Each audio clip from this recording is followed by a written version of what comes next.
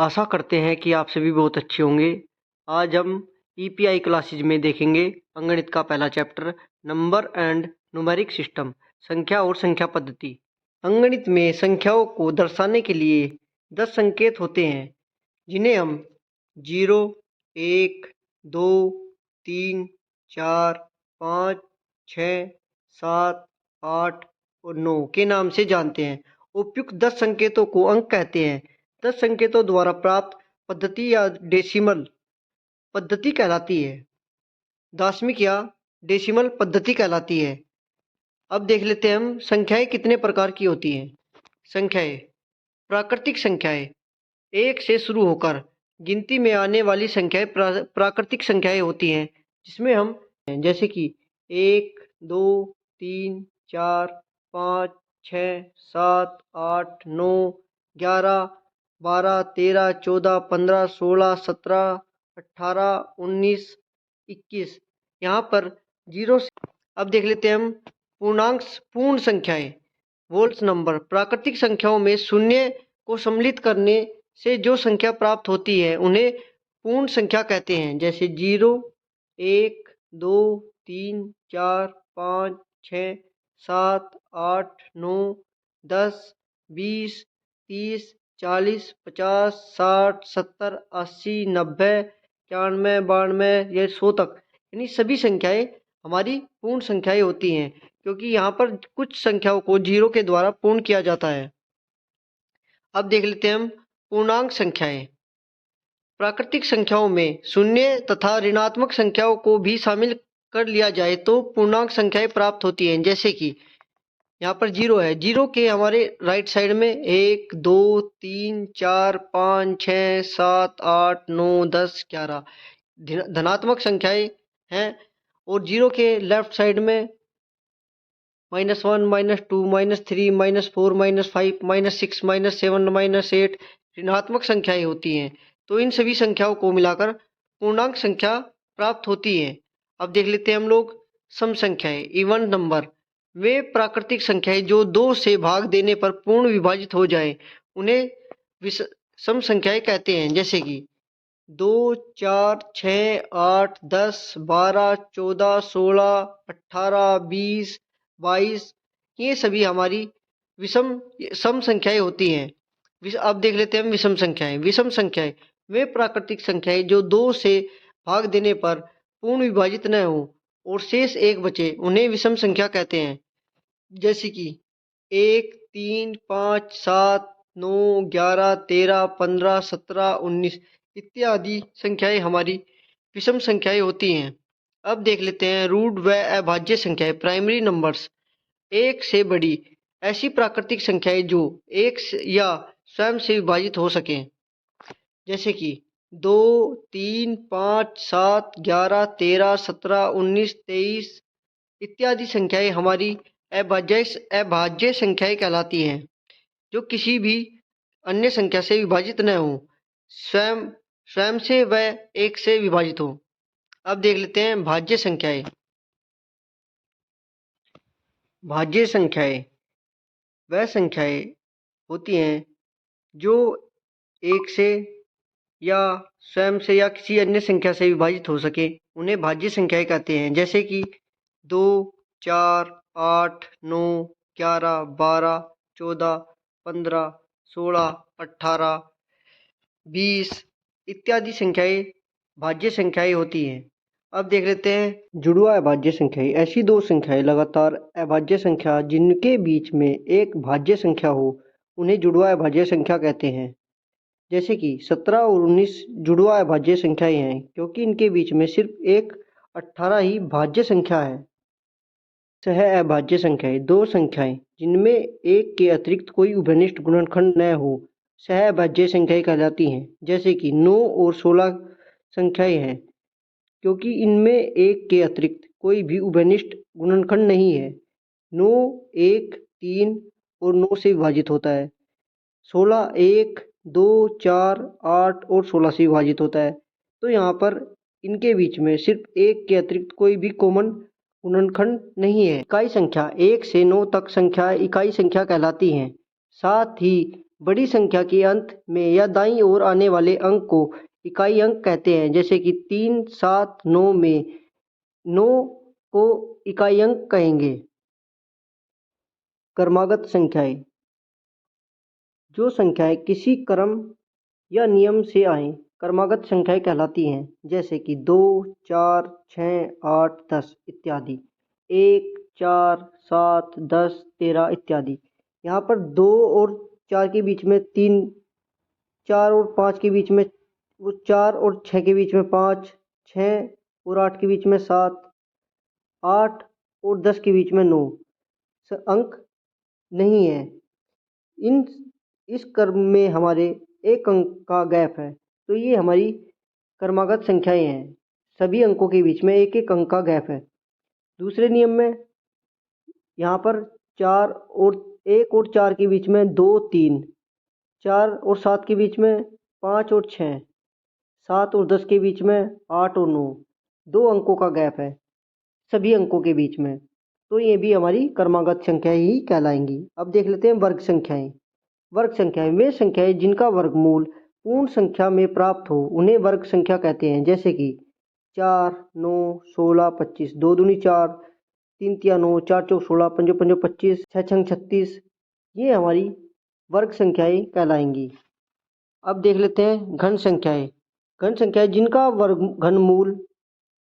घनमूल पूर्ण संख्या में प्राप्त हो उन्हें घन संख्या कहते हैं, जैसे कि 2 दूनी 4 दूनी 8, 3 तिया 9, 30, 27, 4 चौक 16 चौका 64, 5 पंजो 25, 5 125, ये हमारी घन संख्याएं हैं। अंकों का मान। अंकों के 2 मान होते हैं, वास्तविक शुद्ध मान। किसी अंक का वह मान जो कभी भी नहीं बदलता है उसे वास्तविक या शुद्ध मान कहते हैं, जैसे 238 में 2 का वास्तविक मान 2, 3 का वास्तविक मान 3 तथा 8 का वास्तविक मान 8 है। इसे हम एक तरीके से और समझ सकते हैं, जैसे कि मेरा नाम हरिओम है, तो मेरा नाम चाहे मैं कहीं पर भी रहूं, मेरा नाम हरिओम ही रहेगा। तो इस तरीके से अंकों का भी मान जो वास्तविक मान होता है वो हमेशा वही रहता है। अब देख लेते हैं स्थानीय मान। किसी अंक का वह मान जो उसके स्थान विशेष की स्थिति के अनुसार बदलता रहता है उसे स्थानीय मान कहा जाता है। जैसे कि घर पर अभी वास्तविक मान नाम मेरा हरिओम है और मैं किसी पोस्ट पर रहूँ, जैसे डॉक्टर हूँ, इंजीनियर हूँ, डीएम हूँ, एसडीएम हूँ, तो उस स्थान पर मुझे उसी पद या उसी नाम से जाना जाएगा। इसी प्रकार अंकों का भी स्थानीय मान होता है, जैसे कि 238 में 2 सैकड़े के स्थान पर है, यानी 100 के स्थान पर, तो यहाँ पर 200 यानी 2 का मान यहाँ पर 200 होगा। 3 यहाँ पर दाई के स्थान पर है तो 3 का मान यहाँ पर 30 होगा। 8 यहाँ पर इकाई पर है तो 8 का मान इकाई के हिसाब से 8 रहेगा। तो इसे बोलते हैं फेस वैल्यू और पैलेस वैल्यू। सैनिकट मान। सैनिकट मान का अर्थ है किसी संख्या को 10, 100, 1000, 10,000 आदि के शुद्ध रूप में या उनके गुणजों के रूप में व्यक्त करना सैनिकट मान कहलाता है। जैसे कि 78 दाई रूप में सैनिकट का मान 80 होगा और 72 का सैनिकट मान 70 होगा। यहाँ पर हम शुद्ध अंक लेते हैं, जैसे कि 80 में हम 2 जोड़ दें तो यहाँ पर 78 में हम 2 जोड़ दें तो 80 हमारे पास प्राप्त होगा। का कितना अंक कम या ज़्यादा है, जैसे कि 72 में 2 अधिक है 70 से, तो यहाँ पर हम 70 + 2 लिखेंगे। और 78 में 2 80 से कम है तो यहाँ पर लिखेंगे 80 - 2। छोटी और बड़ी संख्याएं। अब देखते हैं बड़ी से बड़ी संख्या। दिए गए अंकों की बड़ी से बड़ी संख्या लिखने के लिए उतनी ही बार 9 अंक लिखा जाता है। जैसे 4 अंकों की बड़ी संख्या लिखने के लिए हमें 9 अंक को 4 बार लिखना होगा, यानी 9 9 9 9 9999 4 अंकों की सबसे बड़ी संख्या है। यदि हमें सबसे छोटी संख्या लिखनी हो तो उसके लिए छोटी संख्या 2 अंकों की छोटी से छोटी संख्या के आगे हमेशा 1 के आगे शून्य लगाने से प्राप्त होती है। जैसे कि 1 के आगे शून्य लगाने से 10, यह 2 अंकों की छोटी संख्या है। अगर 3 अंकों की छोटी संख्या लिखी जाए तो उसके लिए हमें 1 के सामने 2 जीरो लगानी होंगी, तो ये हमारी 3 अंकों की छोटी संख्या होगी। अगर हमें 4 अंकों की छोटी संख्या लिखनी होगी तो उसके लिए हमें 1 के सामने 3 जीरो लगानी होंगी, 1 2 3। ये हमारी 4 अंकों की छोटी संख्या होगी। अंकों के क्रम, अंकों के 2 क्रम होते हैं, एक आरोही क्रम एक अवरोही क्रम, एक बढ़ता क्रम और एक घटता क्रम। जैसे कि कोई संख्या या अंक लगातार बढ़ रहे हो तो उन्हें आरोही क्रम बोलते हैं, और कहीं पर कुछ अंक लगातार घट रहे हो तो उन्हें अवरोही अंक बोलते हैं। जैसे कि 1 2 4 6 8 9 10, यहाँ पर ये आरोही क्रम है, क्योंकि 1 से बड़ा 2 है, 2 से बड़े 4, 4 से बड़ा 6, 6 से बड़ा 8, 8 से बड़ा 9, 9 से बड़ा 10। ये हमारा आरोही क्रम है। यदि हमें अवरोही क्रम देखना हो तो 9 10 9 8 7 6 4 3 2 1, तो यहाँ पर ये हमारा अवरोही क्रम है, क्योंकि यहाँ पर हमारी संख्या घटती हुई जा रही है। हिंदी और अरबिक नंबर सिस्टम के अंदर हमारे पास 10 संकेत होते हैं, जिनके माध्यम से हम अपनी नंबरों की गणना करते हैं। अब देखते हैं हम नंबर सिस्टम जिनके माध्यम से हम अपनी गणना को उच्चतम स्तर तक ले जा सकते हैं, उसे नंबर या नंबर पद्धति कहते हैं। जैसे कि 1 अंक इकाई अंक, 2 अंक दहाई अंक, 3 अंक सैकड़ा अंक, 4 अंक हजार, 5 10,000, 6 लाख, 7 10 लाख, 8 करोड़, 9 10 करोड़। इस तरीके से ये हमारी अंकों की पद्धति है। इकाई 1, दहाई 10, सैकड़ा 100, हजार 1000, 10,000, लाख 10 लाख, करोड़ 10 करोड़। यह पद्धति हिंदी और अरबिक के अंदर उपयोग की जाती है, जो हमारी नेशनल पद्धति है। अब देखते हैं इंटरनेशनल पद्धति। इंटरनेशनल पद्धति में इकाई अंक 1, 10, 100, 1000, 10,000, 100,000, मिलियन, 10 मिलियन, 100 मिलियन। यहाँ पर आप लोगों को देखने को मिलेगा कि 10,000 के बाद या 10,100 के बाद यहाँ पर 100,000 आता है। यानी ये पद्धति 3 अंकों की श्रेणी में वर्क करती है, इकाई दहाई और सैकड़ा। इकाई दहाई और सैकड़ा यानी 1 10 100, 1000 10,000 और 100,000, मिलियन 10 मिलियन और 100 मिलियन। और हमारी पद्धति में 2 अंकों पर कार्य होता है, 1 10, 1000 100, 1000 10,000, लाख 10 लाख, करोड़ 10 करोड़। अब हम देख लेते हैं कि रोमन अंकों में उपयोग होने वाली गणनाएं किस प्रकार से होती हैं। जैसे कि यहाँ पर इकाई अंक दिखाई दे रहा है, ये हमारा 1 कहलाता है। 2 लाइनें 2, 3 लाइन्स 3, यहाँ पे 1 लाइन और एक वी शेप का जो चित्र होगा वो हमारा 4 कहलाता है। सिंगल वी लाइन हमारी यहाँ पर 5 कहलाती है। वी और 1 लाइन उसके राइट साइड में आती है तो ये 6 कहलाता है। वी के राइट साइड में अगर 2 लाइनें आती है तो 7 कहलाता है। वी के राइट साइड में 3 लाइनें आती हैं तो 8 कहलाता है। अब यहाँ पर 9 को हम 1 लाइन लेफ्ट साइड और x को दर्शाने, ये हमें 9 दर्शाता है। x हमारा 10 दर्शाता है। x के राइट साइड में हमारा 11, x के राइट साइड में 2 लाइनें 12, x के राइट साइड में 3 लाइनें 13। इस तरीके से हमारी ये 19 तक x लाइन और x के माध्यम से दर्शाई जाती है। अब 20, डबल एक्स, 30, ट्रिपल एक्स और 40 के लिए यहाँ पर x राइट साइड में l का उपयोग कर 40 दर्शाया जाता है। l सिंगल l हमें 50 दर्शाता है। 90 हमें c x राइट साइड में c x के, ये हमें 90 दर्शाता है। और सिंपल सी हमें यहाँ पर 100 दर्शाता है। डी हमें यहाँ पर 500 दर्शाता है। डी के राइट साइड में 1 लाइन ये 501 दर्शाता है। और डी एल हमें 550 दर्शाता है। डी के राइट साइड में L. C M M D ये हमें 1500 दर्शाता है।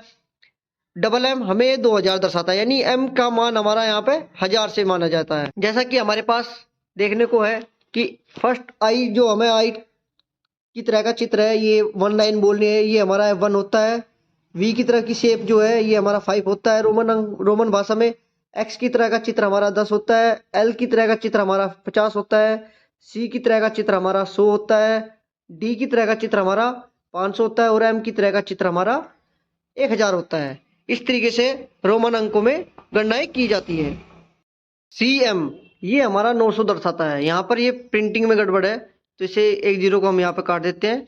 सी एम सी हमारा यहाँ पर 100 हो गया और एम हमारा 1000 हो गया। तो 1000 के लेफ्ट साइड में अगर सी है तो ये हमारा 900 दर्शाएगा। एग्जाम को सरल बनाने के लिए हमें कुछ बातें याद रखनी होंगी, जिसके माध्यम से हमें एग्जाम में कोई प्रॉब्लम ना हो और किसी भी क्वेश्चन को करते समय कोई भी दिक्कत हमारे सामने ना आए। जैसे कि एग्जाम में बैठने से पहले हमें 20 तक सभी टेबल याद होनी चाहिए और कुछ प्राइम नंबर्स के बारे में भी पता होना चाहिए। जैसे कि 1 से 100 तक के प्राइम नंबर या अभाज्य संख्याएं 2, 3, 5, 7 ये 10 से पहले आने वाली अभाज्य संख्याएं हैं। 10 के बाद 11, 13, 17, 19 ये 20 से पहले आने वाली अभाज्य संख्याएं हैं। 20 के बाद 23, 29, 30 से पहले आने वाली अभाज्य संख्याएं। 30 के बाद 31, 37, 40 से पहले आने वाली अभाज्य संख्याएं। 40 के बाद 41, 43, 47, 50 से पहले आने वाली अभाज्य संख्याएं। 50 के बाद 53, 59, 60 से पहले आने वाली अभाज्य संख्याएं। 60 के बाद 61, 67, 71, 61 और 67 ये 70 से पहले आने वाली अभाज्य संख्याएं। 70 के बाद आने वाली अभाज्य संख्या 71, 73, 79 ये 80 से पहले आने वाली अभाज्य संख्याएं। 80 के बाद 83, 89 और 90 के बाद अभाज्य और 100 से पहले आने वाली अभाज्य संख्याएं 97। ठीक है, ये हमें याद रखनी होंगी। चलिए अब हम कुछ प्रश्न देख लेते हैं। अभी तक तो हमने अध्याय में के अंदर देखा था कि कितने प्रकार की संख्याएं होती हैं, कौन कौन सी पद्धति होती है, इनके माध्यम से हम अपनी गणनाएं करते हैं। अब हमारे पास पहला प्रश्न है, 1 से 100 तक की अभाज्य संख्याओं की संख्या कितनी होती है? तो हमारे पास अभाज्य संख्याएं 2, 3, 5, 7, 11, 13, 17, 19, 23, 29, 31, 37, 41, 43, 47, 53, 59, 61, 67, 71, 73, 79, 83, 89, 97 ये 25 संख्याएं हैं। तो हमारे क्वेश्चन का आंसर जो होगा वो सी होगा। इसलिए मैं आपको बोल रहा था कि आपको प्राइमरी नंबर याद रखने होंगे कि कितने प्राइमरी नंबर हमारे होते हैं। अगला क्वेश्चन देख लेते हैं। 70 और 90 के बीच आने वाली अभाज्य संख्याएं कितनी है? तो 70 से 90 के बीच में, तो 70 से 90 के बीच में 71, 73, 79, 83, 89 ये हमारी 70 से 90 के बीच में आने वाली संख्याएं हैं। तो ये संख्याएं होंगी हमारी 5 संख्याएं। तो हमारे क्वेश्चन का आंसर जो होगा वो बी होगा। 30 और 50 के बीच की कितनी अभाज्य संख्याएं हैं?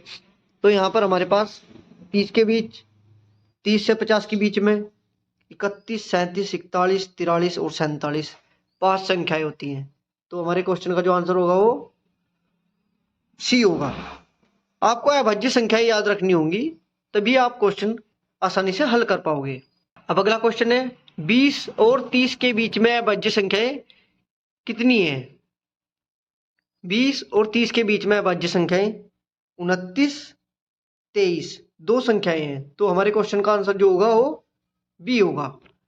अब 10 और 20 के बीच में, 11 और 20 के बीच में कितनी रूट संख्याएं हैं, यानी अभाज्य संख्याएं हैं? तो यहाँ पर 11, 13, 17, 19। यहाँ पर 4 रूट संख्याएं हैं, तो उसके लिए हमारे क्वेश्चन का जो आंसर होगा वो फर्स्ट होगा।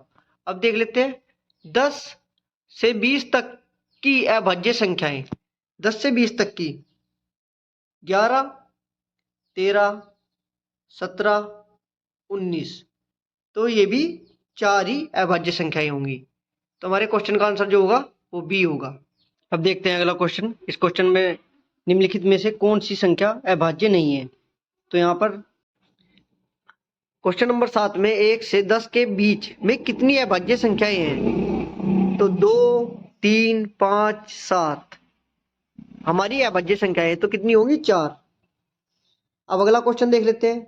1 से 7 तक की संख्याओं में कितनी अभाज्य संख्याएं हैं।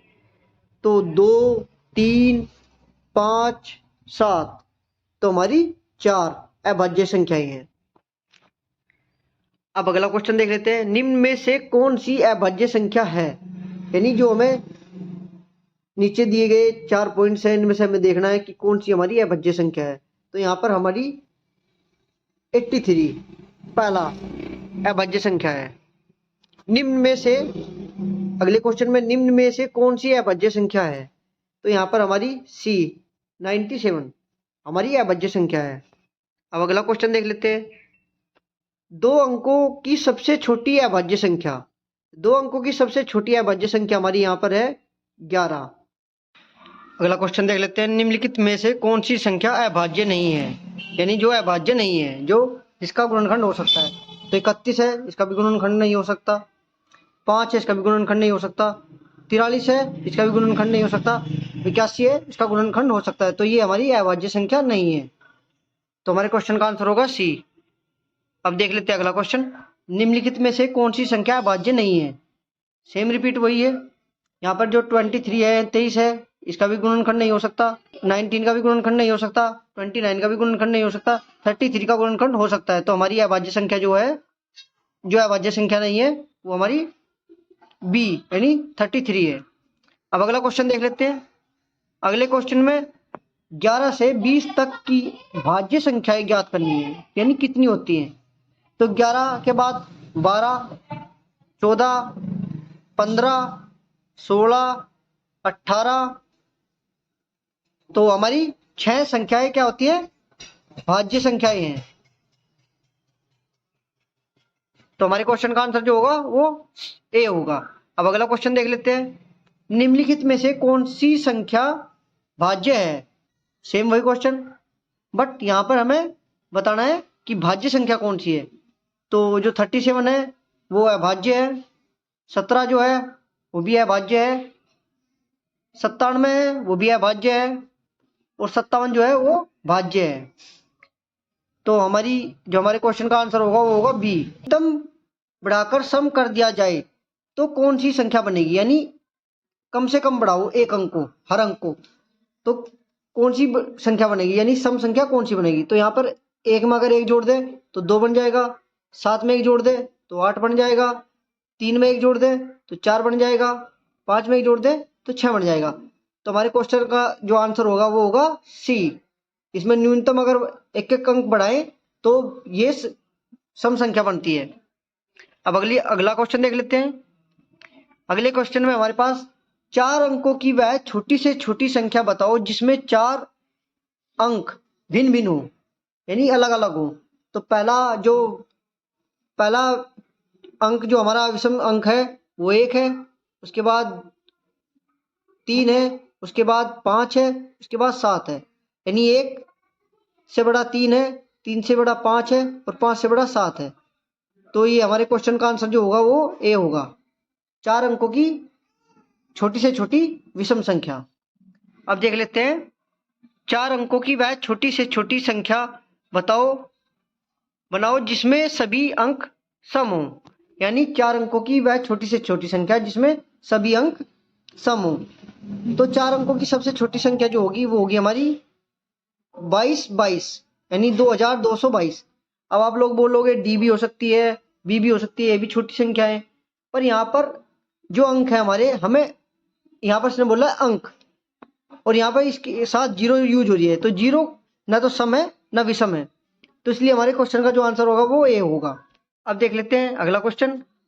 4303028 का प्रयोग करते हुए छोटी से छोटी संख्या बनाओ। अब यहाँ पे अंक दिए हुए हैं, हमें बनानी है संख्या। तो सबसे पहले इन अंकों में सबसे छोटा अंक देखते हैं। तो सबसे छोटा अंक है हमारा 2, उसे पहले रख लेते हैं। उसके बाद उससे बड़ा हो या फिर उससे छोटा अंक हो वो देखना है। तो यहाँ पर ना तो इससे बड़ा जो है 3 है और 3 से छोटा जो अंक है वो 0 है, यानी जो संख्या है वो 0 है। तो यहाँ पर हम 2 0 रख लेते हैं। उसके बाद उससे बड़ा अंक जो है 3 है, फिर दूसरा 3 है, तो यहाँ पे हम दोनों 3 रख लेते हैं। उसके बाद उससे बड़ा जो अंक है वो 4 है, उससे बड़ा जो अंक है यहाँ पे 8 है। अब आप बोलोगे कि डी भी हो सकता है, मैंने बताया था कि तो इसलिए हमें उपयोग करके बनानी है संख्या। तो 0 का प्रयोग नहीं हो पा रहा है यहाँ पे, ठीक है। अगर प्रयोग करना है तो 0 हमारी अंकों के पीछे जाए तो प्रयोग होगी, आगे इसका कोई मान नहीं होता। तो इसलिए हमारी जो छोटी से छोटी संख्या बनती है वो बनती है ए। अब अगला क्वेश्चन देख लेते हैं। 1 0 2 7 तथा 6 से बनी सबसे बड़ी संख्या। अब सबसे बड़ी संख्या बनाने के लिए सीधा सा फंडा है, हमें पहले सबसे बड़ा अंक देखना है इनके बीच में कौन है। तो यहाँ पे 7 बड़ा है, तो पहले 7 को रख लेते हैं। उसके बाद 7 से छोटा और बाकी अंकों से बड़ा, तो उसके बाद हमारा 6 है, तो उसके बाद 6 रख लेते हैं। फिर 6 से छोटा और बाकी अंकों से बड़ा जो अंक होगा वो देख लेते हैं। तो उसके बाद जो है हमारा 2 है, अब 2 रख लेते हैं, ठीक है। उसके बाद 1 है, 1 रख लेते हैं। उसके बाद 0 है तो 0 रख लेते हैं। तो हमारे क्वेश्चन का जो आंसर होगा वो होगा यहाँ पे डी। 7 है, उससे छोटा फिर 6 है, उससे छोटा फिर 2 है, उससे छोटा फिर 1 है, उससे छोटा फिर 0 है। अब आप लोगों को समझा दूं कि जब हमें कोई बड़ी संख्या लिखनी हो किन्हीं अंकों को जोड़ के, तो वहां पे होता है बड़ी संख्या लिखनी होती है तो वहां पे आता है अवरोही क्रम, यानी घटते हुए क्रम में लिखी जाती है संख्या। अगर हमें छोटी से छोटी संख्या लिखनी है तो वहां होता है आरोही क्रम, यानी बढ़ता हुआ क्रम। 4 अंकों की कुल कितनी संख्याएं बन सकती हैं? तो इस क्वेश्चन में हमसे बोला है कि 4 अंकों की कुल यानी मिनिमम कितनी संख्याएं बन सकती है।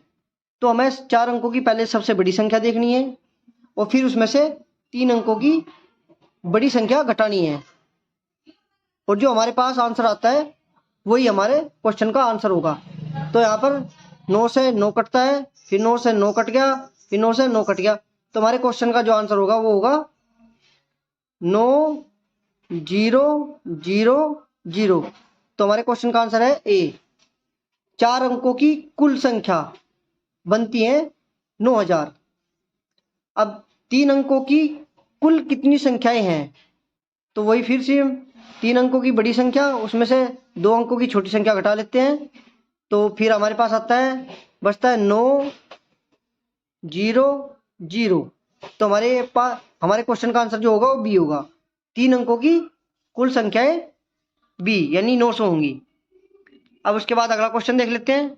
अगले क्वेश्चन में बोला है कि 8265 को 10 के घात का प्रयोग कर विस्तार से लिखें। अब यहाँ पर 8 है, उसके बाद 1 2 3 अंक है, तो 8 गुणा 10 की घात 3। फिर उसके बाद 2 है, 2 गुणा 2 के बाद 2 अंक है, तो 2 गुणा 10 की घात 2। तो हमारे किस क्वेश्चन में दिखाई दे रहा है 2 गुणा 2 की 10 की घात 2? ये हमारा सी और डी में दिखाई दे रहा है, तो हम डी को मान लेते हैं। पहला हो गया 8 गुणा 10 की घात 3 प्लस 2 गुणा 10 की घात 2। अब अगला नंबर है 6। 6 के बाद 1 अंक है, तो 6 गुणा 10 की घात 1। अब 5 है, 5 के बाद कोई अंक नहीं है, तो 5 गुणा 10 की घात 0, यानी यहाँ पे कुछ भी नंबर नहीं है। तो हमारे क्वेश्चन का जो आंसर होगा 0। हम 10 की घात जिस भी अंक की घात 0 होती है उसका मान 1 होता है, ठीक है। तो हम लिखेंगे यहाँ पर कोई अंक नहीं है तो कोई घात नहीं होगी, तो कोई घात नहीं होगी यानी 0। तो 5 की गुणा 1 में करेंगे तो 1 होगा, हमारा 5 ही आएगा। तो हमारे क्वेश्चन का आंसर होगा डी। अब अगला क्वेश्चन देख लेते हैं। निम्नलिखित में से किस अंक का बोध होता है? 2 गुणा 10 की घात 4 प्लस 4 गुणा 10 की घात 3 प्लस 6 गुणा 10 की घात 2 प्लस 0 गुणा 10 की घात 1 प्लस 5 गुणा 10 की घात 0। अब यहाँ पे जो 2 है, 2 के बाद 10, 10 की घात कितनी है 4, तो 2 के बाद हमें देखना है कि 4 अंक कहाँ पे हैं, तो हमारा सी में, बी में और डी में है। उसके बाद देखना है 4 गुणा 10 की घात 3। अब ये देखना है कि 2 के बाद 4 कहाँ कहाँ पर है, तो ये सी में है और डी में है। उसके बाद देखना है 6 गुणा 10 की घात 2, यानी 2, 4 और 6, यानी 2 के बाद 4, 4 के बाद 6। अब ये सी में भी है और डी में भी है। अब उसके बाद देखना है हमें 0 गुणा 10 की घात 1, यानी 6 के बाद 0 कहाँ पर है, तो 0 6 के बाद सी में है। उसके बाद देखना है 0 के बाद 5 कहाँ पर है, वो भी हमारा सी में है। तो हमारे क्वेश्चन का जो आंसर होगा वो होगा सी। अब अगला क्वेश्चन देख लेते हैं। यहाँ पर हमारे पास कुछ रोमन अंक हैं, सिंबल हैं, जिनके माध्यम से हमें अपनी संख्या का बोध करना है। तो हमारे पास एल, एक्स, एक्स, वी और आई, आई, आई 3 बार है। तो यहाँ पर एल का जो मान होता है वो होता है 50। उसके बाद प्लस एक्स, एक्स का मान होता है 10, यानी 20, 10, 10, 20। और फिर वी, आई, आई, आई, यानी वी के बाद अगर 3 डंडे हैं तो उसका मान होता है 8, तो 8। तो हमारे क्वेश्चन का जो आंसर होगा 50, 20, 70 और 8, 78, यानी डी। अगला क्वेश्चन देख लेते हैं। इसमें है I, V, C, D, I, X. अब हमें पता होना चाहिए कि इन सिंबल्स के क्या क्या मान है। एक्स के लेफ्ट साइड में अगर आई है, यानी एक डंडा है, तो उसका मान है 9, और डी का मान है हमारा 500, और 500 सी का मान है हमारा 100। तो 500 में से अगर डी के लेफ्ट साइड में सी है तो 500 मतलब यानी 400, और ये जो वी के लेफ्ट साइड में अगर आई है तो इसका मान होता है 4, और ये 4 हमारा सी के लेफ्ट साइड में है, तो यह हो गया यहाँ पे 4000। तो हमारे क्वेश्चन का जो आंसर होगा 4409, 4409 हमारे क्वेश्चन, यानी हमारे क्वेश्चन का आंसर जो है वो फर्स्ट ए में है। अब अगला क्वेश्चन देख लेते हैं। अगले क्वेश्चन में एम किस संख्या का बोध कराता है। एम जो है वो हमारा 1000, यानी 1000 का बोध कराता है, तो हमारे क्वेश्चन का आंसर बी होगा। डी, डी से किस संख्या का बोध होता है, तो डी जो हमारी है वो है 500, और डी हमारे क्वेश्चन का आंसर है यहाँ पे। अब अगला क्वेश्चन देख लेते हैं। सी, सी किस संख्या का बोध कराता है, तो सी हमारी जो है वो 100 है, और हमारे क्वेश्चन का जो आंसर होगा वो फर्स्ट ए होगा।